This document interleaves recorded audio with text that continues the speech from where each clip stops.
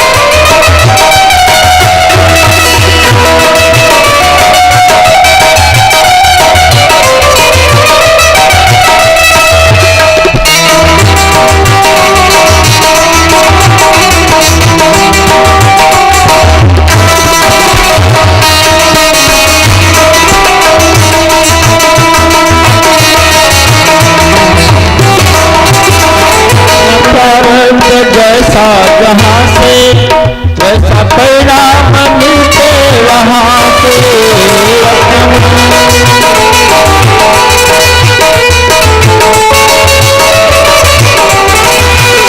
अपना प्रारब्ध जैसा जहाँ से वैसा परिणाम मिलते वहाँ से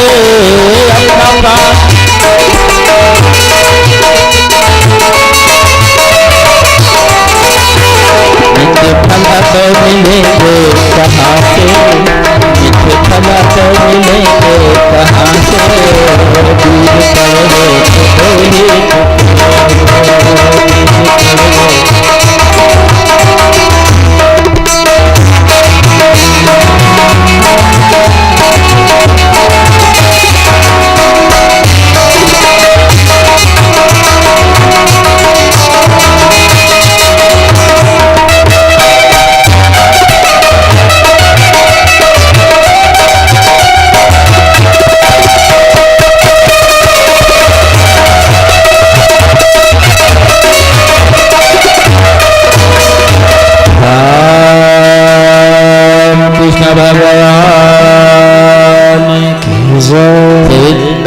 दूध बिहारी लाल की जय। सुखदेव जी कहते हैं परिचित, देवराज इंद्र के ब्रह्महत्या के पाप का समय समाप्त हुआ। देवराज इंद्र उस कमल के डंडी के पुष्प से बाहर निकले और आकर अपने इंद्र सिंहासन पर बैठकर सुंदर ढंग से राजपाठ करने लगे। श्री सुखदेव जी कहते हैं परिचित, भगवान को तो जब जैसे आवश्यकता पड़ती रही तब वैसी लीलाएं करके अनेक प्रकार से अपने समस्त भक्तों को सुख प्रदान करते रहे। कश्यप ऋषि की दो पत्नियां दीति और अदिति, एक का भोजन सुंदर, संगति सुंदर, विचार सुंदर, जीवन सुंदर, तो उसके जितने भी पुत्र जन्म लिए सब के सब देवता हो गए, पूजनीय हो गए, उच्च स्तर पे रहने लगे। और दूसरी का भोजन खराब, संगति खराब, करनी खराब, उसका संस्कार खराब, तो उसके जितने भी पुत्र जन्म लिए सब के सब निश्चर हो गए। पति एक, पत्नी दो। एक का संस्कार सुंदर है, जीवन संगति करनी, भोजन पानी सब सुंदर है, तो उसका पुत्र जितने भी जन्म लिए सब पूजनीय हो गए, देवता हो गए। और दूसरे का करनी खराब, रहनी खराब, संस्कार खराब, तो उसके जितने बच्चे हुए सब दैत्य हो गए। अच्छा, दैत्य के पास 10-20 को हाथ पांव होता नहीं, उनके पास भी 2 ही हाथ पांव नाक कान होते हैं। लेकिन कहते हैं ना कि प्रथम गुरु माता पिता होते हैं। प्रथम गुरु माता पिता होते हैं। माता पिता जैसा चाहें वैसा अपने बेटा बेटी को बना सकते हैं। अच्छा, कभी कभी देखे होंगे कुछ ऐसे भी माँ बाप हैं जो अपने बच्चे से भी गाली से ही बात करेंगे। अच्छा, जब अपने बच्चे से भी गाली से ही बात कर रहे हैं तो स्वाभाविक है कि वो बच्चा तो गाली सीखेगा। और जब गाली सीखेगा तो एक दिन वही गाली वो बच्चा भी दोहराएगा। और जब वो गाली बच्चा दोहराया तब तो बाप को बड़ा खराब लगा, गाली से बात करता है। गाली सिखाया किसने? गाली पढ़ने के लिए किसी स्कूल में थोड़ी गया था, वह माँ बाप के ही स्कूल में गाली सीखा। तो कश्यप ऋषि की 2 पत्नियां दिति और अदिति। अदिति से देवता पुनवे दिति पुत्र दैत्य हिरण्याक्ष और हिरण्याकश्यप है। जिस समय हिरण्याकश्यप जन्म लिया, चारों तरफ उत्पात होने लगे, पीप भरने लगा, वर्षा होने लगी पीपों की। हिरण्याकश्यप आज अपने दाएं पैर की अंगूठा के सहारे खड़ा होकर के भगवान की प्राप्ति हेतु श्री ब्रह्मा जी को प्रसन्न किया है। आज जब ब्रह्मा जी प्रसन्न होकर के आए तो बोले मांगो क्या चाहिए। हिरण्याकश्यप बोला ऐसा वरदान दे कि मैं कभी नहीं मरूं, मैं कभी नहीं मरूं। ब्रह्मा जी बोले जा रे, तुम कभी नहीं मरो और लोगों को रोज मारते फिरो, ऐसा नहीं होता है। हिरण्याकश्यप तुम कभी नहीं मरो और लोग को रोज मारते फिरो, ऐसा नहीं होता है। जो भी पृथ्वी पर आया न चाहे राम श्याम घनश्याम ही क्यों न हो, उसको जाना पड़ेगा। इस पृथ्वी का नाम मृत्युलोक है। तो हिरण्याकश्यप बोला इसका मतलब आप वरदान नहीं देंगे? ब्रह्मा जी बोले दूंगा, दूसरा कुछ मांग लो। तो आज हिरण्याकश्यप ब्रह्मा जी से मरने के जितने भी रास्ते थे सब बंद करा लिया, सब मांग लिया हुआ है। न दिन मरु न रात में, न ऊपर न पीछे, न बाहर न भीतर, न अस्त्र से शस्त्र से, न मनुष्य से, न पशु से, यानी जितने भी मरने के साधन थे सब बंद करा लिया। ब्रह्मा जी बोले यो मस्त। आज ब्रह्मा जी से वरदान प्राप्त करके हिरण्याकश्यप आया है, अपने प्रजाओं से कहता सुनते हो, अरे भगवान नाम का कोई है तो मैं हूं, अहम ब्रह्मास्मि, मैं ही ब्रह्म हूं। अच्छा, उस जमाने में तो एक हिरण्याकश्यप था जो जबरदस्ती प्रजाओं से कहता था मैं ही ब्रह्म, अहम ब्रह्मास्मि, हिरण्याकश्यप भगवान। लेकिन आजकल तो गांव घर में देखे होंगे सब गांव में ढेरियों ब्रह्म पैदा हो गए हैं। सब कहेंगे जो है सो हमारे अंदर ही है, अहम ब्रह्मास्मि ऋतोस्मि सोहम, यानी जो भगवान है वो मैं ही हूं। चलिए कोई बात नहीं, प्रेम से तो नहीं, लेकिन हिरण्याकश्यप के डर बस। अब तो उसकी जितनी भी प्रजाएं हैं उसे हिरण्याकश्यप भगवान कहें। हिरण्याकश्यप को 4 पुत्र हैं, अहलाद, मोलाद, सहलाद और आहलाद है। उसकी पत्नी कयाधु है, वह गर्भधारण की हुई है। एक दिन हिरण्याकश्यप जंगल के दूसरे क्षेत्र में चला गया शिकार खेलने, तो देवराज इंद्र आए और कयाधु का अपहरण करके लेके जाने लगे। तब तक नारद जी आए।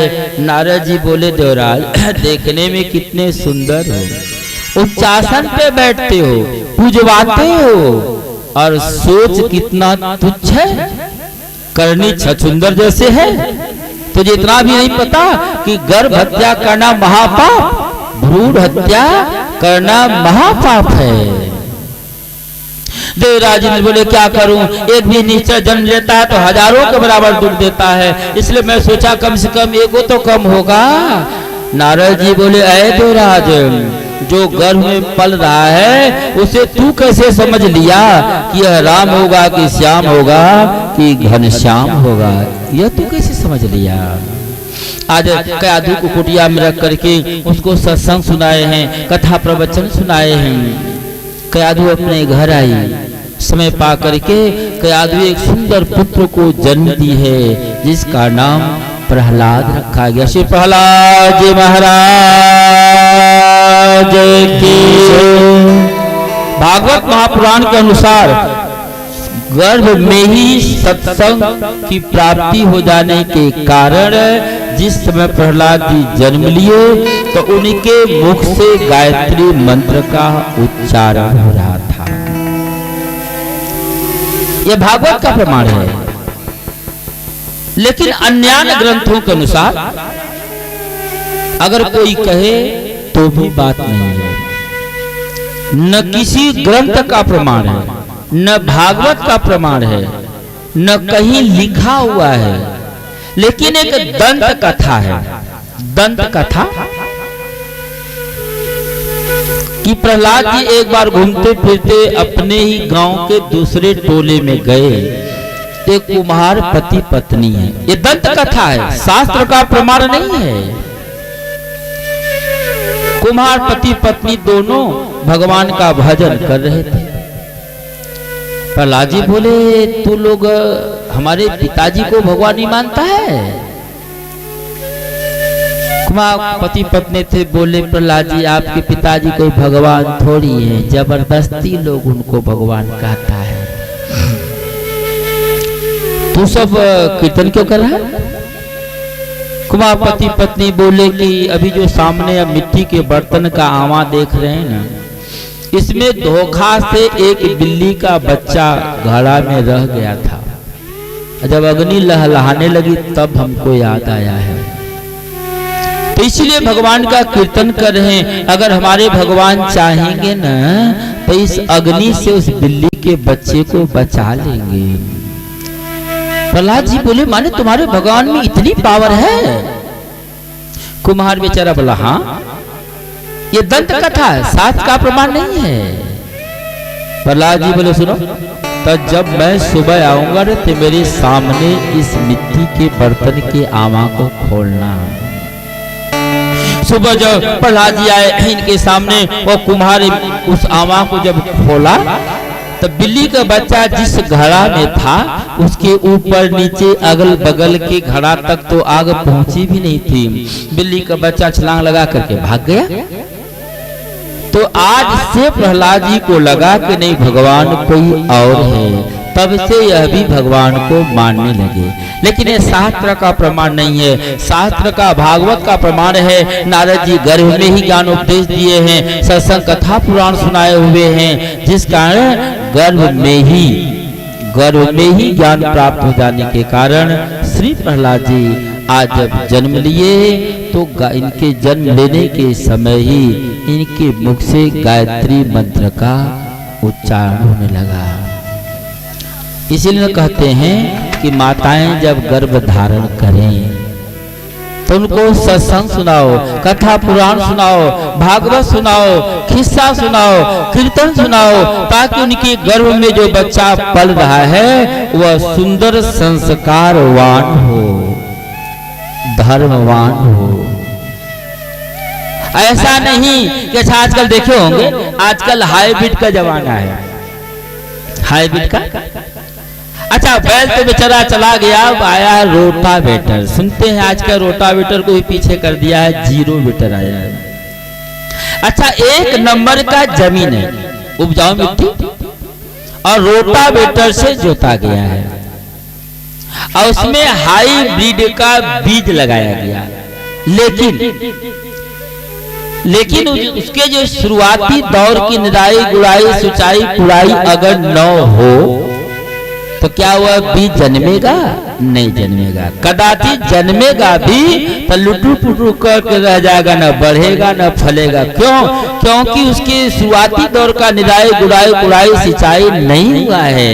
लाख हाइब्रिड का बीज क्यों न हो, भले रोटावेटर ही क्यों न जोता हो, लेकिन अगर शुरुआती दौर का निराई गुड़ाई कुड़ाई सिंचाई अगर नहीं हुई तो वह जन्मेगा नहीं।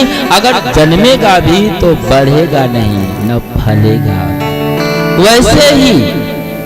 वैसे ही गर्भ में जब बच्चा आया, अगर गर्भ में उसको सुंदर संस्कार नहीं दिया गया, उसको कथा भागवत नहीं सुनाई गई, कीर्तन भजन नहीं सुनाया गया, अच्छा अच्छा किस्सा नहीं सुनाया गया, तो गर्भ में ही यदि अच्छा पहले जमाने में सिनेमा हॉल में जाना पड़ता था, अब तो सिनेमा हॉल में ताला लग गया है। तब आया टीवी भगवान, टीवी भगवान भी रह गए अलमारी पे। अब आया है मोबाइल भगवान। अच्छा 2-2 बजे रात तक जब मोबाइल में अश्लील गाना अश्लील फिल्में देखेंगी माँ बहन गर्भ धारण करने के बाद, अच्छा जो माँ खाती तो सो गर्भ में बच्चा खाता है कि नहीं? खाता है। तो जो माँ देख रही सो बच्चा देख रहा है कि नहीं? देख रहा है। तो जब 2-2 बजे रात तक गर्भ धारण हुई माँ बहन अगर अश्लील फिल्म देख रही हैं, गाना सुन रही हैं, तो गर्भ में जो बच्चा क्या हुआ इतिहास पढ़ रहा है, गीता पढ़ रहा है, वह भी वही सुनना है। तब न वो बाहर निकलता है तो माँ बाप से गालिये से बात करता है, डंडा से ही बात करता है। गीता भागवत तो सुना नहीं तो बात क्या करेगा बेचारा। इसलिए संतों ने कहा जो माँ बाप बहन गर्भ धारण करें तो उनको बढ़िया बढ़िया किस्सा सुनाओ, इतिहास सुनाओ, कहानी सुनाओ, कीर्तन भजन सुनाओ, ताकि गर्भ में जो बच्चा पल रहा है वह सुंदर संस्कारवान हो। एक आदमी आज कहा कि हम तो सब भैयारी वैष्णव ही हैं, लेकिन हम लोगों का बाल बच्चा नहीं वैष्णव हुआ। अच्छा तर्क करिए, आपके माँ बाप वन ढंग के पैदा किए होंगे तब न सब लोग वैष्णव हुआ। आप जब बाल बच्चा को पोसने लगे तो इतना तो ध्यान नहीं रखे कि हमको कैसे रहना चाहिए, कैसे जीना चाहिए, क्या खाना चाहिए, क्या बोलना चाहिए, क्या करना चाहिए। तब बेटा सुधरेगा? नहीं सुधरेगा। सुधीर जी कहते हैं परीक्षित, अब तो प्रहलाद जी जब भगवान को भगवान कहने लगे तो हिरण्यकश्यप सोचा जा रे दुनिया के सभी लोग हमको भगवान कहते लेकिन मेरा ही जन्मा हुआ मेरा विरोध करने को तैयार है। हिरण्यकश्यप सोचा इसको गुरुकुल भेज देंगे ना तो वहां पढ़ लिख करके यह भी आसुरी विद्या को बुझ जाएगा, पढ़ लेगा। ताज प्रहलाद जी को गुरुकुल भेज दिया है। और जब गुरुकुल में प्रहलाद जी पढ़ने आए, दोपहर का टिफिन हुआ तो जो बच्चे खाने को लाए थे खाने लगे, जो नहीं लाए थे वो घर खाने चले गए, कुछ बच्चे खेलने लगे। तो प्रहलाद जी थे अपने मित्रों से बोले चलो ना हम सब कुछ कीर्तन कर लेते हैं। अच्छा जो व्यक्ति जहां है मित्र तो वहीं के लोगों को बनाएगा। दैत्यों का गुरुकुल है, दैत्य वंश में जन्म लिए हैं, तब दैत्यों के बालक को ही अपना मित्र बनाए हैं। दैत्य बालक बोले अरे भगवान भजन क्या होता है यह तो हम सब जानते भी नहीं है, अगर कहो तो एक सांस में 10-20 को गाली दे सकते हैं। प्रहलाद जी बोले सुनो मैं आगे आगे कहूंगा, पीछे पीछे तुम लोग करना, बस भजन हो गया। दैत्य बालक बोले हाँ सो तो हो सकता है। तो आज श्री प्रहलाद जी दैत्य बालकों से गुरुकुल में भगवान का कीर्तन करवा रहे। हम सब तो पंडाल में बैठे हैं, इसलिए हम सबों को भी तो चाहबा भगवान का कीर्तन करनी चाहिए। सब लोग प्रेम के साथ भगवान का नाम संकीर्तन करेंगे। हरे राम राम राम सीता राम राम राम हरे राम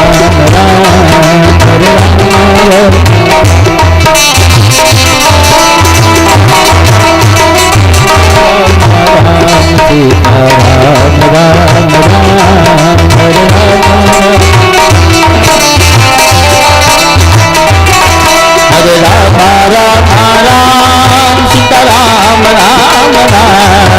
हरे राम राम राम, हरे राम राम राम, सीता राम राम राम, हरे राम राम राम, राम राम राम, सीता राम राम राम।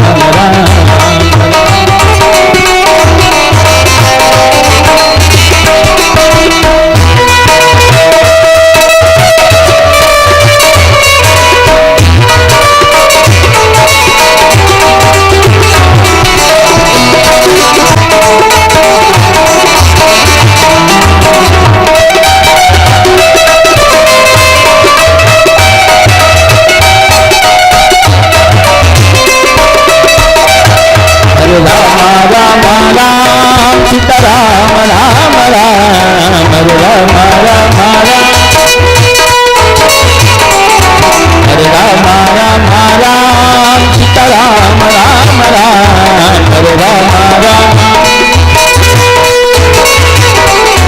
हरे राम राम राम, सीता राम राम राम, हरे राम राम राम।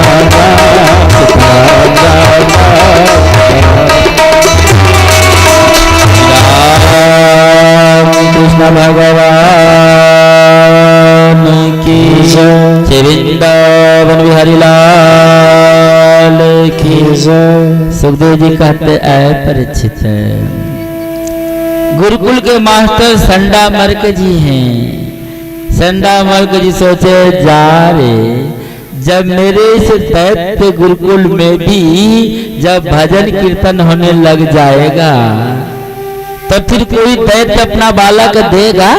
नहीं देगा। अच्छा, इंग्लिश मीडियम की पढ़ाई होने वाला कन्वेंट हो और उसमें यदि क ख ग घ की पढ़ाई शुरू हो जाए तो कोई अपना विद्यार्थी देगा? नहीं देगा। और जब विद्यार्थी नहीं दिया तो ट्यूटर महाराज जी का पेट जरेगा कि बचेगा? बाल बच्चे भूखे मरेंगे कि रहेंगे? क्यों? लोग बच्चा नहीं देंगे, कन्वेंट बंद हो जाएगा। बंद हो गया तो बाल बच्चे भूखे मर जाएंगे। आज संडा वर्ग जी श्री प्रहलाद जी को लिए और जाकर सबसे राजन, आपका बेटा सुधरने वाला नहीं है, रखिए अपने पास। अरे अपना तो बिगड़ा ही है और बच्चों को बिगाड़े जा रहा है। सभी दैत्य बालकों को तो इसी तरह सिखा रहा है। अच्छा, दैत्यों के गुरुकुल में क्या पढ़ाया जाएगा? वेद गीता? नहीं। क्या दया करो, क्षमा करो? नहीं। दैत्यों के गुरुकुल में तो मारो, काटो, छीनो, लूटो पढ़ाया जाएगा। क्यों? माओवादियों के स्कूल में क्या पढ़ाया जाएगा? मारो, छीनो, लूटो, काटो, ये नहीं पढ़ाया जाएगा। तो दैत्य का गुरुकुल एक माओवादियों का स्कूल। फिर का सब सोचा हमें ही कुछ करनी चाहिए। तो कभी श्री प्रहलाद जी को खत्म करने हेतु वह दूध में विष मिलाकर पिला देता है, तो कभी पहाड़ से गिरवा देता है, कभी जल्लादों को दे देता है, तो कभी अग्नि में फेंकवा देता है, कभी समुद्र में फेंकवाता है, तो कभी बर्फ में फेंकवा देता है। लेकिन श्री प्रहलाद जी को तो दिमाग में सेट है। उनका तो कहना है हमें चिंता नहीं उनकी, उन्हें हमारी चिंता है।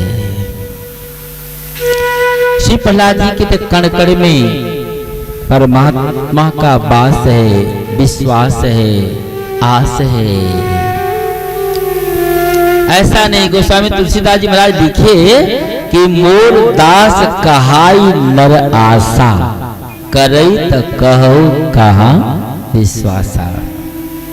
कहता है रामदास है, और आशा भरोसा रखा हुआ है पड़ोसिया का, चलेगा? नहीं चलेगा। लेकिन श्री प्रहलाद जी तो पूरा आस विश्वास के साथ अपने आप को राममय बना रखे हुए हैं, कोई टेंशन नहीं है।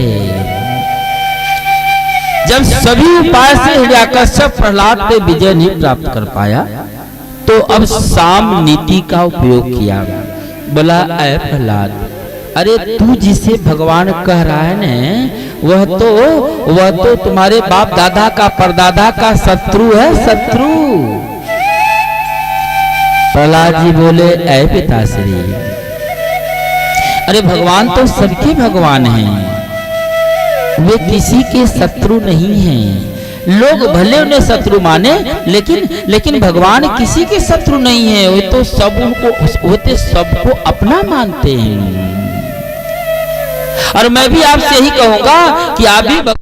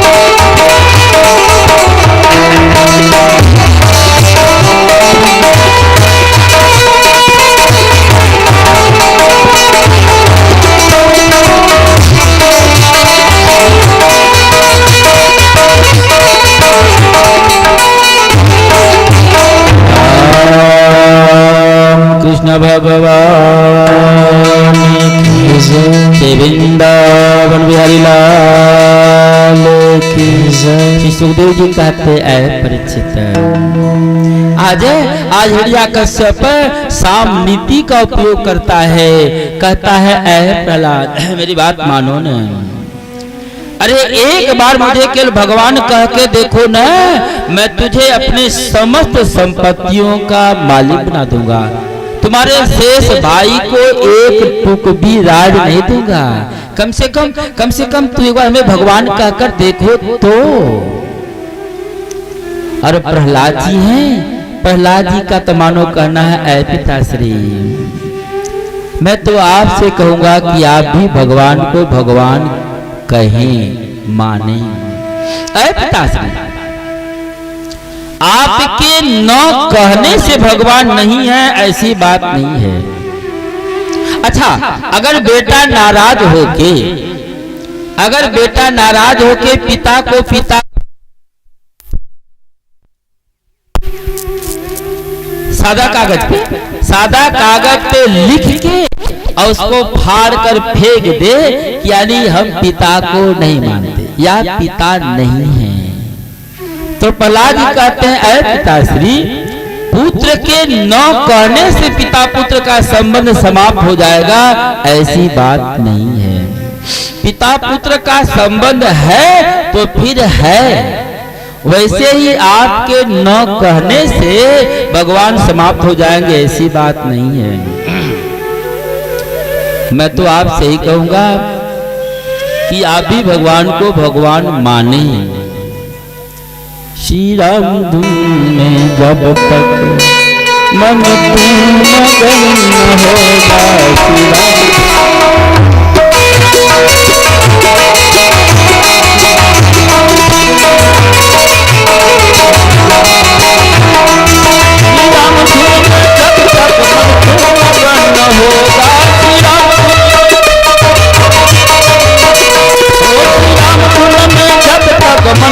मगन होगा, श्री सूतने तब तक जतन होगा, जब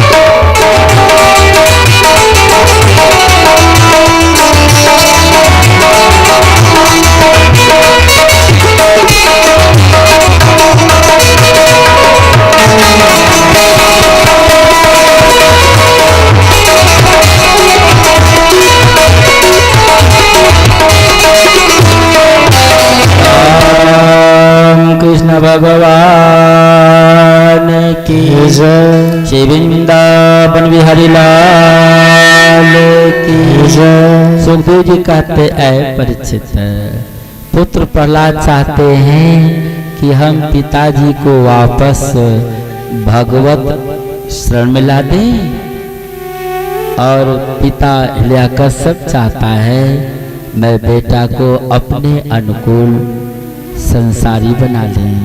सुखदेव जी कहते हैं ऐ परीक्षित, मनुस्मृति का सिद्धांत है, ऐसा कहना है कि उपजे पुत्र पिता के धर्म में, खेती उपजे अपने कर्म में। माता पिता के किए हुए कर्म धर्म से पुत्र को मान सम्मान जस प्रतिष्ठा मिलता है।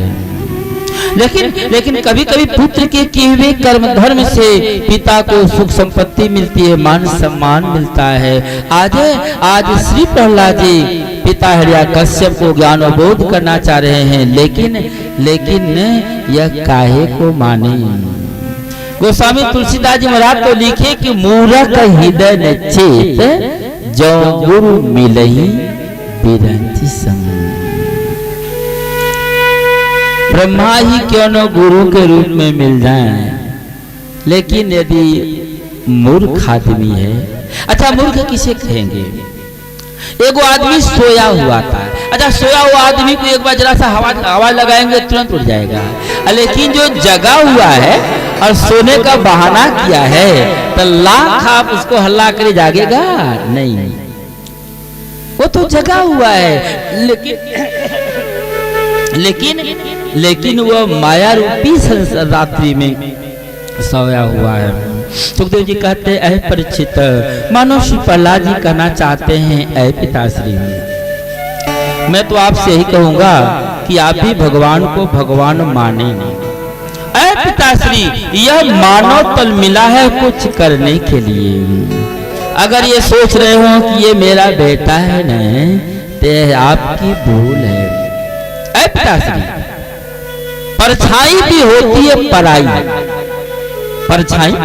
परछाई भी होती है पराई, सुख की आस तजो मेरे भाई। कभी कभी देखे होंगे लोग अपनी ही छाया से डर जाते हैं, और जब अपनी छाया से डर जाते हैं तो फिर परेशानी है कि नहीं है। ऐ पिताश्री, अरे ये मानव तन मिला कुछ करने को। अरे जिंदगी को जिंदगी में राज पाना चाहिए और जिंदगी में जिंदगी को मुस्कुराना चाहिए। यह मानव जीवन मिला है ना कुछ करने के लिए, हंसने के लिए। अच्छा, अगर हमेशा टेंशनाइज में रहेंगे, टेंशन ज्यादा बढ़ेगा तो क्या होगा? शुगर, ब्लड प्रेशर, ये सब आएगा कि नहीं आएगा? परेशानी बढ़ जाएगी। ऐ पिताश्री, अरे ये मानव तन मिला है ना हंस कर जीने के लिए। अच्छा, गौ माता को लोग कहते हैं गौ माता है। गौ माता के अंग अंग में 33 कोटि देवता का वास है, उसका हम हिंदू पूजा करते हैं। लेकिन गौ माता से कोई कहे गौ माता एक बार हंसिए न, हंसेंगी? नहीं हंसेंगी। यह हंसने की कला तो हम मानव को भगवान दिए हुए हैं। तो श्री प्रहलाद जी कहते हैं, ऐ पिताश्री, अरे ये मानव तन मिला है कुछ करने के लिए, हंसने के लिए। अच्छा, अगर आपको पड़ोसिया से सब लोगों से दुश्मनी हो, मनमुटाव हो, द्वेष हो, तो आप हंस पाएंगे? हमेशा मुंह लटकाए रहेंगे, टेंशन में रहेंगे। अच्छा, पड़ोसिया तो छोड़िए, अगर घर में ही अगर सब लोगों से खटपटे हो तो हमेशा दिमाग टेंशन में रहेगा कि नहीं रहेगा? और जब हमेशा दिमाग टेंशन में ही है तब तो जवानी में पेंशन मिल जाएगा। क्यों? शुगर, ब्लड प्रेशर बढ़ जाएगा, जीवन समाप्त हो जाएगा। इसलिए मानो प्रहलाद कहते हैं, पिताश्री, अरे जिंदगी को जिंदगी में राज पाना चाहिए और जिंदगी में जिंदगी को मुस्कुराना चाहिए। हंसना भी एक कला है, हंसना भी एक दवा है। जिंदगी में जिंदगी को अगर जिंदगी में बोले जिंदगी में जिंदगी को में अगर शर्त पूरी न हो तो जिंदगी को जिंदगी से रूठ जाना चाहिए।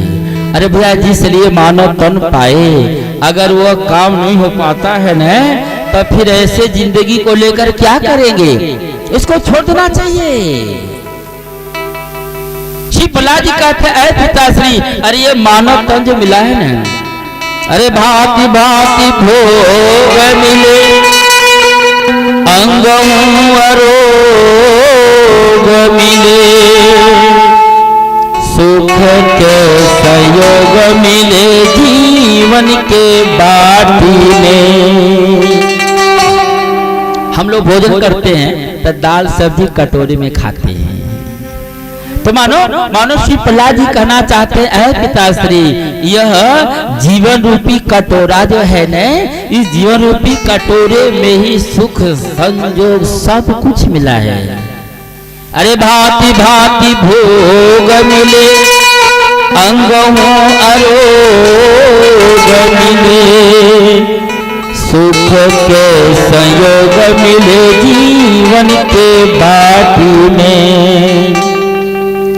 अरे धन धाम मिले, सुयश नाम मिले, राम नाम